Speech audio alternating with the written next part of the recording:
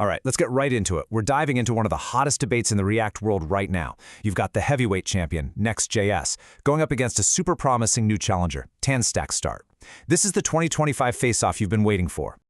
So here's how we're going to break it all down. First, we'll talk about why there's a new challenger on the scene.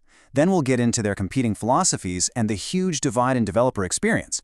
After that, it's a head-to-head feature face-off. We'll look at deployment and the ecosystem. And finally, we'll wrap it up by helping you make the right choice. All right, Section 1, a new challenger appears. For what feels like forever, Next.js has been the go-to, the default choice for building anything serious with React. But, things are starting to shift. Let's dig into exactly why developers are starting to look around and why a new alternative is really starting to turn some heads. And this quote right here from the dev community really just hits the nail on the head. There's this growing feeling of, framework fatigue. You know what I mean? The constant churn, the new features, the complexity, especially with things like the app router and React server components. I mean, they're powerful, sure, but they've left a lot of developers feeling like they're just trying to keep up. And that's created a perfect opening for something new, something that maybe promises a bit more simplicity. So, on one side of the ring, you have Next.js. It's the undisputed champ, the one everyone knows. It's battle-tested, built for scale, and packed with all these smart performance optimizations. And on the other side, TanStack Start. This is the newcomer, but it's got an incredible pedigree. Coming from the same folks who made TanStack Query and Router, tools that developers absolutely love. And it's coming in with a completely different game plan, focused on type safety and modern tools. Okay, let's get to the core of it. This isn't just about comparing a checklist of features. No, this is much deeper. We're talking about two completely different philosophies, two fundamentally different ways of thinking about how you should build an app. And understanding these core architectural differences is key. First up is Next.js with its server-first approach. The whole idea here is to do as much heavy lifting as possible on the server before it ever gets to the user's browser. This is why it's so good for performance and SEO, right out of the box. It's a real batteries-included kind of framework. It gives you everything you need, like automatic code splitting and image optimization, all set up and ready to go. It's built to be production-ready from day one. Now, TanStack Start comes at it from the complete opposite direction. It's type-driven and client-first.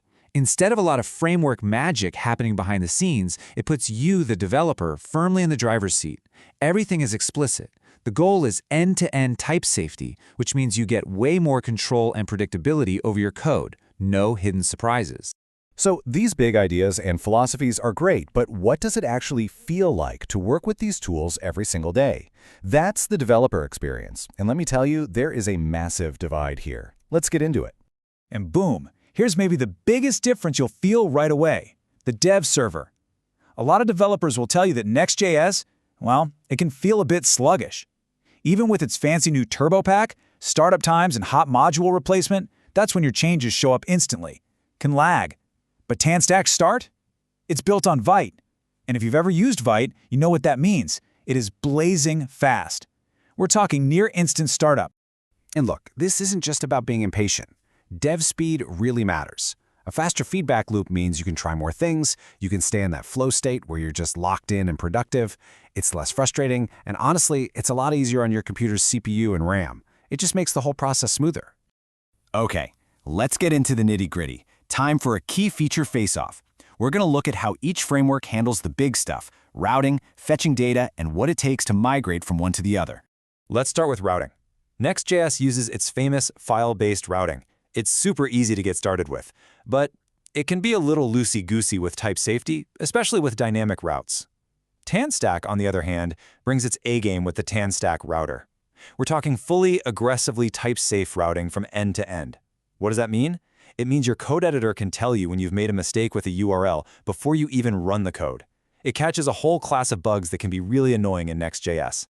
All right, how about talking to the server? In Next.js, we have server actions. And honestly, they feel like magic. You just write a function, stick this little use server tag at the top, and that's it. You can call this server code directly from your client components, and Next.js just figures out all the complicated networking stuff for you. TanStack's approach, again, is way more explicit. There's no magic here. You wrap your server logic in this create server FN. It's a bit more code, yes, but look what you get for it. You have a super clear boundary, and you can easily plug in powerful tools, like input validation with Zod, to make sure the data you're getting is exactly what you expect. It's all about control and safety. Okay, so what if you're intrigued and thinking about switching? You might think it's a huge pain, but it's actually surprisingly straightforward. The official docs lay out this clear 7-step process. You're basically just swapping out some dependencies and config files, renaming a couple of key files like your main layout and homepage, and that's most of it. They've really made an effort to make it feel familiar if you're coming from Next.js. So you've built your awesome app. Now what? You gotta ship it. Let's talk about deployment, the community, and the whole ecosystem that surrounds these two frameworks. And this is where we see that classic trade-off. Next.js is made by Vercel, so naturally it deploys to Vercel perfectly. It's a seamless, super optimized experience. You can host it elsewhere, but it can get tricky. TanStack Start, on the other hand, is built to be deployment agnostic. It doesn't care where you host it. Vercel, Netlify, Cloudflare, your own server, you name it. It's all about giving you freedom and avoiding that vendor lock-in.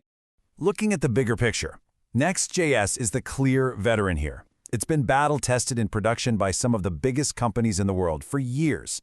The community is absolutely massive. TanStack Start is the new kid on the block, technically still in its release candidate phase, but it's part of the beloved TanStack family, so it has this incredible reputation right out of the gate, and its community is growing incredibly fast.